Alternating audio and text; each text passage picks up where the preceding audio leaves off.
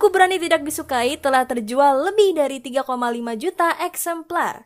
Buku ini mengungkapkan rahasia untuk membuka kekuatan tersembunyi yang memungkinkan kita untuk mencapai kebahagiaan sejati dan menjadi sosok seperti yang kita inginkan. Selamat datang di channel Calon Sukses, di mana kamu akan belajar banyak hal untuk membantumu memiliki hidup yang semakin berkualitas. Tonton terus video ini sampai habis ya. Selamat menonton! Kebahagiaan apakah yang kamu cari? Buku Berani Tidak Disukai menawarkan jawaban yang jelas dan sederhana. Berdasarkan teori Alfred Adler, satu dari 3 psikolog terkemuka abad ke-19 selain Freud dan Jung, buku ini mengikuti percakapan yang menggugah antara seorang filsuf dan seorang pemuda. Dalam 5 percakapan yang terjalin, sang filsuf membantu muridnya memahami bagaimana kita masing-masing dapat menentukan arah hidup kita, bebas dari belenggu trauma masa lalu dan beban ekspektasi orang lain. Buku yang penuh kebijaksanaan ini akan memandu kita untuk memahami konsep memaafkan diri sendiri, mencintai diri sendiri, dan melepaskan hal-hal yang tidak perlu untuk dipikirkan. Dalam pola pikir yang membebaskan ini, kita dapat membentuk keberanian untuk mengubah dan mengabaikan segala keterbatasan yang mungkin kita miliki. Buku ini mengungkapkan sebuah kekuatan terpendam dalam proses meraih kebahagiaan sejati, di mana sebuah kebahagiaan merupakan sesuatu yang kita pilih. 1. Manusia tidak dikendalikan oleh masa lalu. Buku ini menyajikan teori psikologi Adler yang menjelaskan bahwa trauma bukanlah penyebab seseorang mengalami ketidakbahagiaan, dan itu jelas bertentangan dengan pandangan psikologi Freudian yang menurutnya luka batin seseorang adalah trauma yang menyebabkan ketidakbahagiaan di masa kini. Namun, teori Adler menolak alasan trauma tersebut karena menurut teori Adler tidak ada pengalaman yang secara khusus membuat seseorang berhasil atau gagal. Tapi Adler juga mengatakan bukan berarti pengalaman trauma masa kanak-kanak sebagai kejadian atau perlakuan kejam tidak mempengaruhi perkembangan kepribadian seseorang. Tetapi teori Adler ingin menekankan di sini bahwa efek ini tidak terlalu menentukan apapun. Kita tidak ditentukan oleh pengalaman hidup kita. Hidup kita tidak ditentukan oleh pengalaman hidup yang kita lalui. Karena masalahnya tidak selalu apa yang terjadi, tetapi bagaimana cara menyikapi segala sesuatu yang terjadi. Kita tidak bisa mengubah masa lalu, apalagi kembali ke masa lalu. Jika kita terus-menerus memikirkan masa lalu atau bahkan hidup di dalamnya, kita akan terikat pada masa lalu dan jauh dari kebahagiaan yang akan datang. Hidup ini memang tidak mudah untuk dijalani, dan jika kita memilih untuk hidup di masa lalu, maka akan sulit bagi kita untuk melangkah menuju kehidupan yang maju dan efektif dalam hidup ini. 2. Kebahagiaan dimulai dari cara kita mencintai diri kita sendiri. Kita akan jauh dari kebahagiaan ketika kita terlalu fokus mengagumi orang lain dan kehidupan mereka, dan ingin menjalani kehidupan seperti orang lain. Kita tidak akan pernah merasakan kebahagiaan dalam diri kita sendiri, karena selalu fokus pada kehidupan orang lain dan bahkan ingin menjadi seperti orang lain. Jika kita tidak mencintai diri kita apa adanya, kita tidak akan pernah bisa merasakan kebahagiaan. Untuk itu sangat penting untuk mencintai diri kita sendiri apa adanya.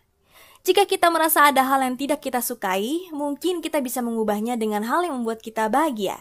Namun yang dimaksud mengubah di sini berbeda dengan mengubah diri kita menjadi seperti orang lain. Jika kita ingin dilahirkan menjadi sesuatu yang bukan diri kita sama saja tidak menerima diri kita apa adanya. Tapi kalau diperhatikan memang sulit menemukan seseorang dalam hidup ini yang bangga bisa menunjukkan kebahagiaannya pada diri sendiri. Namun setidaknya ketika dia tidak menjadi orang lain dan menerima dirinya apa adanya, itu sudah lebih dari cukup untuk menjadi bahagia. Dalam kehidupan ini tidak semua orang terlahir dalam keadaan baik dan sejahtera. Ada juga yang terlahir tidak bahagia dengan segala kekurangannya. Namun buku ini tidak membahas keadaan hidup seseorang yang lahir dalam situasi yang kurang beruntung dan berakhir dengan situasi yang kurang beruntung, di mana hal itu disebabkan oleh kita yang berpikir bahwa menjadi tidak bahagia adalah hal yang baik. Teori psikologi Adler yaitu psikologi keberanian mengatakan ketidakbahagiaan tidak bisa dikaitkan pada masa lalu atau lingkungan atau kemampuan yang tidak kita miliki. Namun itu semua karena kita yang kurang keberanian untuk mencari kebahagiaan itu. Dan ketika kita mencoba mengubah arah hidup, terkadang keberanian kita diuji di sana. Karena kita berpikir bahwa hidup kita yang sebelumnya sudah praktis, sehingga lebih mudah membiarkan hidup kita seperti itu dengan apa adanya. Jika kita terus berasumsi bahwa kita bisa menjadi orang lain dan merasa bahagia, itu sama saja tidak akan pernah membuat kita bahagia. Kata-kata ini mendorong kita untuk tidak berubah. Untuk itu kita harus mengambil sebuah keputusan untuk menghentikan pemikiran seperti itu. 3. Semua persoalan adalah tentang hubungan interpersonal yang muncul dari dalam diri sendiri. Melalui metode teoritis, Adler menekankan bahwa semua masalah yang berkaitan dengan hubungan manusia disebabkan oleh manusia itu sendiri yang pada dasarnya manusia adalah makhluk sosial. Makhluk sosial pada dasarnya tidak dapat hidup sendiri dan terus berinteraksi dengan segala macam perbedaan manusia. Kebanyakan orang yang merasa tidak memiliki kelebihan akan merasa minder dan kurang percaya diri serta selalu pesimis terhadap sesuatu dan selalu mengkhawatirkan pendapat orang lain tentang dirinya. Karena hanya memusatkan perhatian pada kekurangan, kita tidak akan melihat kelebihan pada diri kita sendiri.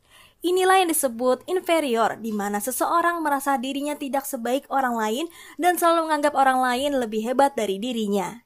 Dan juga merasa rendah diri dan muncul rasa minder yang berlebihan. Ketika perasaan rendah diri ini terlalu kuat, kita akan memandang diri kita secara negatif.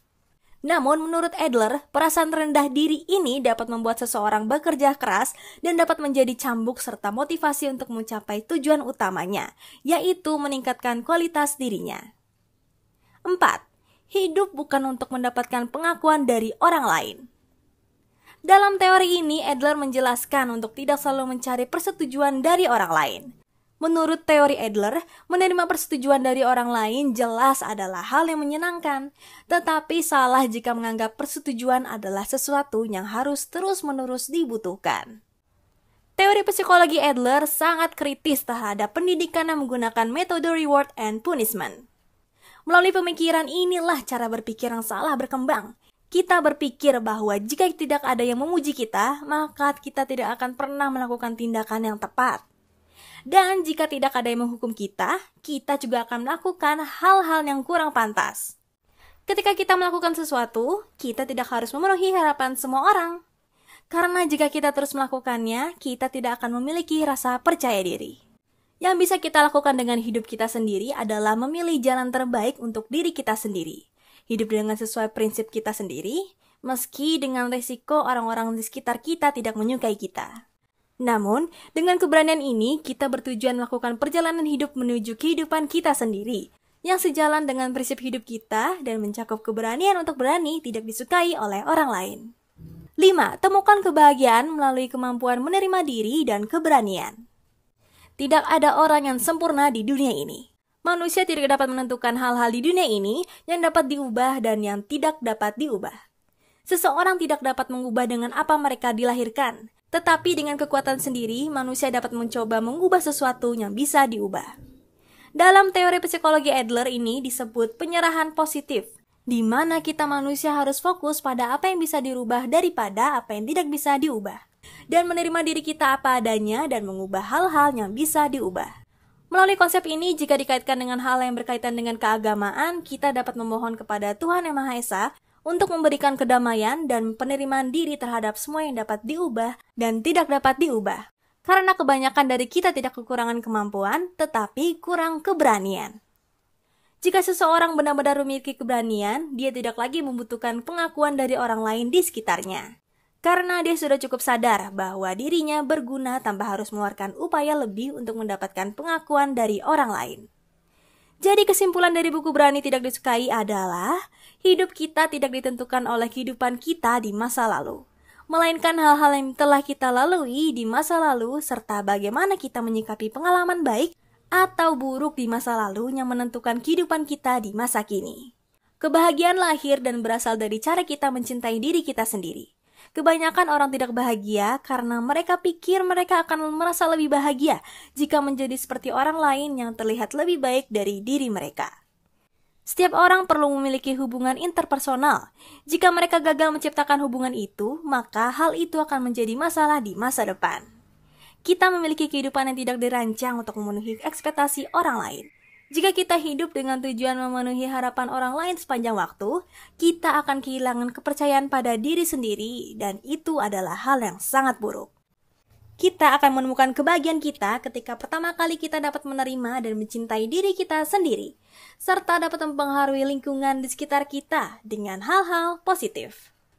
Nah, itulah review dari buku Berani Tidak Disukai karya Ichiro Kishim dan Fumitake Koga tentang apa yang perlu kita lakukan untuk menemukan kebahagiaan kita sendiri tanpa harus mengikuti apa kata orang atau menjadi orang lain.